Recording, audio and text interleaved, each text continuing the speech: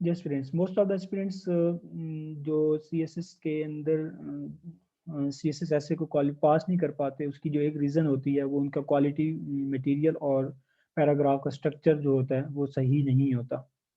Paragraph का जो structure है, ठीक है, it is of highly, it is of you can say uh, it is of core importance in your essay body, ठीक है। तो इसकी जो वजह है वो एक तो ये है कि स्पीड ऑफ राइटिंग जो है ये इम्प्रूव हो जाती है, आपकी जो राइटिंग स्पीड है, ठीक है, वो इम्प्रूव हो जाती है जब आपको पैराग्राफ का स्ट्रक्चर सही तरह से पता हो। ठीक हो गया।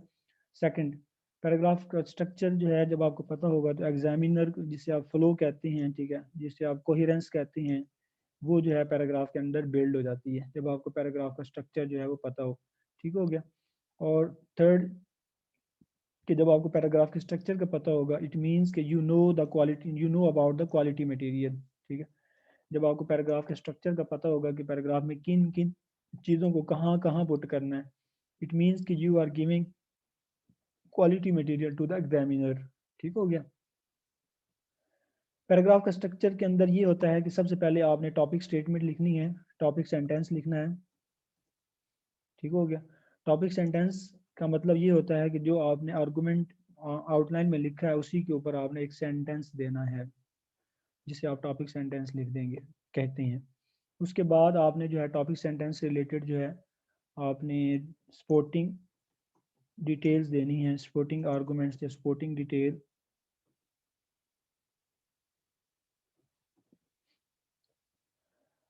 सपोर्टिंग डिटेल जो है इसमें क्या है कि आप जो है उस आर्गुमेंट का जो की पॉइंट है या की जो उसका जार्गन है या जो की उसका फ्रेज है उसको आप डिफाइन करें थोड़ा सा। ठीक है। फ्रेज को क्या करें, आप डिफाइन करें। उसके अलावा जो है आप उस चीज़ से रिलेटेड जो है आप उसकी टाइप्स को बता सकते हैं, या यहाँ पे जाके स्पोर्टिंग डिटेल डिफरेंट नेचर की होती हैं। ठीक है। आप बाज़ का एक चीज़ की टाइप्स को बताते हैं, जैसे अगर रीजन पे है तो आप इस्लाम को ले सकते हैं, क्रिश्चियनिटी को ले सकते हैं, जुडिज़म को ले सकते हैं। कभी कभार ये होता है कि उस चीज़ के काजिज़ को बताना होता है। ठीक है। जो भी आपका टॉपिक सेंटेंस है उसके काजिज़ वगैरह का बताना होता है, उसके अंदर जो चीज़ आपने बात की है। कभी कभी उसके इम्पैक्ट्स का बताना होता है। इसे कहते हैं सपोर्टिंग डिटेल्स। ठीक है। जो भी आपने बताना है वो आपने डिटेल देनी है, प्लस आपने क्या करना है, एविडेंसेस देनी है। ठीक हो गया। एविडेंसेस जो है ये आपकी जो है एग्जांपल्स हो सकती हैं। ठीक है। आप एग्जांपल्स ले सकते हैं। पाकिस्तान के चार माशाल्लाह चार प्रोविंसेस हैं, उसके अलावा जो है फेडरल टेरिटरी है, उसके अलावा गिलगित बल्तिस्तान है। ठीक है। उसके अलावा आज़ाद कश्मीर का रीजन भी है। तो एग्जांपल आप रीजनल लेवल पे ले सकते हैं, आप एथनिक लेवल पे ले सकते हैं, विद इन द पाकिस्तान में आपको बात कर रहा हूँ। ठीक है। सिटी लेवल पे ले सकते हैं जिसमें कराची है, उसके अलावा हमारा साउदर्न पंजाब है, उसके अलावा और बलूचिस्तान है, बलूचिस्तान के सिटीज़ हैं। ठीक है। फाटा है, ये सारे रीजन्स हैं। उसके अलावा जो है एग्जांपल्स जो हैं ये तो मैंने आपको बताया। एग्जांपल जो है आप जिस नेचर का आर्गुमेंट होगा उसी नेचर की आप एग्जांपल्स लेंगे। ठीक है। जैसे अगर क्या कहते हैं आर्गुमेंट रिलीजन पे है तो आप एग्जांपल उसकी प्रैक्टिसेस से लेंगे, रिलीजियस प्रैक्टिसेस लाइक नमाज, रोज़ा, हज, ज़कात वगैरह वगैरह। उसके अलावा एग्जांपल के अलावा जो एविडेंसेस होती हैं इसमें आप जो है ले सकते हैं रिपोर्ट्स को आप जो है कोट कर सकते हैं। उसके अलावा एग्जांपल्स के अंदर जो है आप पुट कर सकते हैं बुक्स के रेफरेंसेस। उसके अलावा जो है आप स्कॉलर्स को पुट कर सकते हैं। ठीक है। और ये सब चीज़ें हैं। ठीक है। तो जब आप रिपोर्ट्स को पुट करेंगे डेफिनेटली उसके अंदर फिगर्स आएंगे, फिगर्स मतलब नंबर्स आएंगे। ठीक है। उनको आपने बोल्ड करना है। बुक के रेफरेंस पुट करना है तो बुक का नाम बोल्ड करना है, स्कॉलर का रेफरेंस पुट करना है, स्कॉलर का नाम बोल्ड करना है। रिपोर्ट को रेफरेंस करना है तो आपने रिपोर्ट का नाम और जो फैक्ट फिगर्स हैं उनको बोल्ड कर देना है। एग्जाम्पल को पुट करनी है तो जिस रीजन के एग्जाम्पल पुट करें उसका नाम बोल्ड कर देना है। बलूचिस्तान का है तो बलूचिस्तान का लफ्ज बोल्ड कर देना है। केपीके का है या सिटी का है, कराची का है तो कराची का बोल्ड कर देना है। ये है आपकी एविडेंसेस को आपने बोल्ड करना है, ठीक है, ताकि एग्जामिनर जो है जो क्वालिटी मटेरियल डिमांड होता है वो उसको दे। और लास्ट पे आपने अगेन जो है टॉपिक सेंटेंस को रिपीट करना है।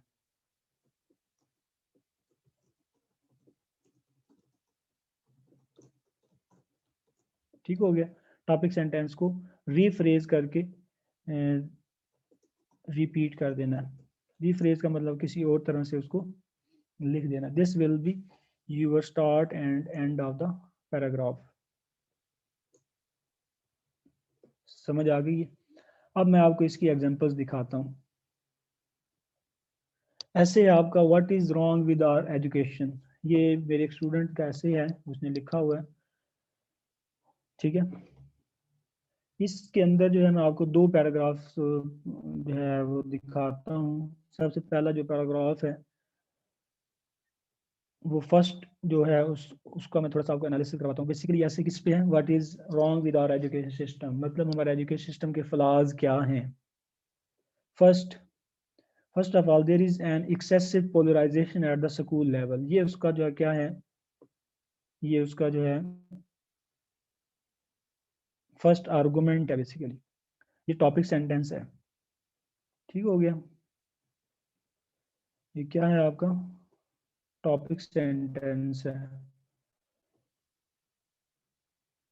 ये वाला जो फर्स्ट आर्गुमेंट था, polarisation at the school level, there is excessive polarisation. Exactly इसको टॉपिक सेंटेंस को उसने रीराइट किया है। First of all there is an excessive polarisation at the school level, ठीक है। The term polarization actually refers to the medium of schooling in different mediums of schooling in Pakistan, ठीक है। ये थोड़ा सा मैंने उसका जो है जब चेक किया है तो उसकी मैंने कमेंट्स किए हैं कि यहाँ पे सही है, यहाँ पे गलत है, ठीक है। तो यहाँ पे डिफरेंट का वर्ड आना चाहिए था, वही मैंने यहाँ पे हाईलाइट किया है। टर्म पोलराइजेशन का मतलब क्या है, क्योंकि ये जो आर्गुमेंट है it is based on the polarisation. तो पोलराइजेशन टर्म का क्या मतलब है, अगला सेंटेंस उसके ऊपर है। There are mainly three kind of schooling, ठीक है। अब इस पोलराइजेशन को एक्सप्लेन किया है। It includes the public school, private schools and then the दीनी मदरसाज। अकॉर्डिंग टू स्टैटिस्टिक्स को उन्होंने बोल्ड किया है, the public schools contain almost 65% of children while the private school contain 35%। दीनी मदरसा स्टूडेंट्स पॉपुलेशन इज अबाउट 35,000, ठीक है। तो ये जो है इन्होंने जो है पोलराइजेशन के, हमारी जो पोलराइजेशन है स्कूल लेवल पे, ठीक है, ये उसके हवाले से उसने जो है फैक्ट फिगर्स दे दिए हैं, ठीक है। ये है evidence, this is called evidence, ठीक है। पोलराइजेशन को उसने डिफाइन किया, पोलराइजेशन होती क्या है, फिर उसके पर्सपेक्टिव में उन्होंने एविडेंस दी है। This polarisation has proved poisonous for national harmony. It has created a huge attitude difference among social classes through the medium of instruction. Sorry, through the medium of children, ठीक है। Children's के जरिए से जो है class level पे जो है डिफरेंस आ गया है। The polarization has penetrated into cultural veins and it has damaged the social cohesion and social fabric of society. So polarization in education is ultimately killing national uniformity, ठीक है। तो इसने basically क्या किया है कि जो पोलराइजेशन है उसको एक्सप्लेन किया है कि व्हाट इज पोलराइजेशन, उसकी उन्होंने जो है एविडेंस दी है, ये एविडेंस है पाकिस्तान में पोलराइजेशन की। और फिर उस एविडेंस उसके बाद उसके जो इम्पैक्ट हैं वो बताया है, ठीक हो गया। यहाँ पे जो है आर्गूमेंट इनका कंप्लीट हो गया। उसके बाद हम इनका सेकंड आर्गूमेंट लेते हैं। सेकंड आर्गूमेंट जो है 7th नंबर पे इन्होंने आर्गूमेंट लिखा है।